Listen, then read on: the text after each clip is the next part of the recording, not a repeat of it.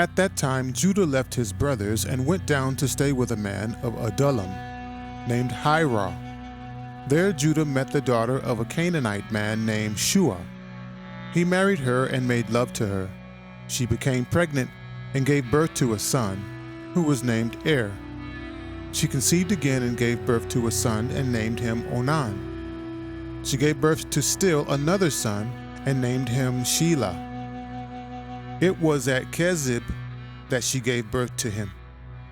Judah got a wife for his firstborn, and her name was Tamar. But Judah's firstborn, was wicked in the Lord's sight, so the Lord put him to death. Then Judah said to Onan, "Sleep with your brother's wife and fulfill your duty to her as a brother-in-law to raise up offspring for your brother." But Onan knew that the child would not be his, so whenever he slept with his brother's wife, he spilled his semen on the ground to keep from providing offspring for his brother. What he did was wicked in the Lord's sight, so the Lord put him to death also. Judah then said to his daughter-in-law Tamar, "Live as a widow in your father's household until my son Shelah grows up." For he thought, he may die too, just like his brothers. So Tamar went to live in her father's household. After a long time, Judah's wife, the daughter of Shua, died. When Judah had recovered from his grief, he went up to Timnah, to the men who were shearing his sheep, and his friend Hira, the Adullamite, went with him. When Tamar was told, "Your father-in-law is on his way to Timnah to shear his sheep," she took off her widow's clothes, covered herself with a veil to disguise herself, and then she sat down at the entrance of Enaim, which is on the road to Timnah. For she saw that though Shelah had now grown up, she had not been given to him as his wife. When Judah saw her, he thought she was a prostitute, for she had covered her face. Not realizing that she was his daughter-in-law, he went over to her by the roadside and said, "Come now, let me sleep with you." "And what will you give me to sleep with you?" she asked. "I'll send you a young goat from my flock." "Will you give me something as a pledge until you send it?" she asked. He said, "What pledge should I give you?" "Your seal and its cord, and the staff in your hand," she answered. So he gave them to her and slept with her, and she became pregnant by him.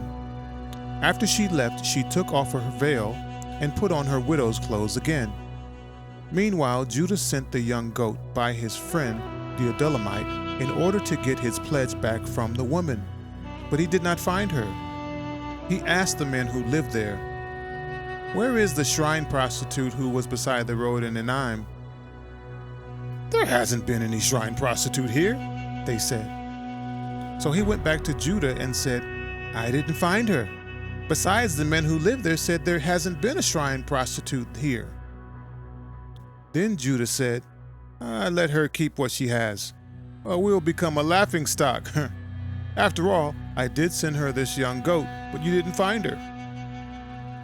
About 3 months later, Judah was told, "Your daughter-in-law Tamar is guilty of prostitution, and as a result, she's now pregnant." Judah said, "Bring her out and have her burned to death." As she was being brought out, she sent a message to her father-in-law. "I am pregnant by the man who owns these," she said. And she added, "See if you recognize whose seal and cord and staff these are." Judah recognized them and said, "She is more righteous than I, since I wouldn't give her to my son Shelah." And he did not sleep with her again. When the time came for her to give birth, there were twin boys in her womb, and she was giving birth to one of them. As she was giving birth, one of them put out his hand. So the midwife took a scarlet thread and tied it on his wrist and said, "This one came out first." But when he drew back his hand, his brother came out. And she said, "So this is how you have broken out." And he was named Perez. Then his brother who had the scarlet thread on his wrist came out, and he was named Zerah.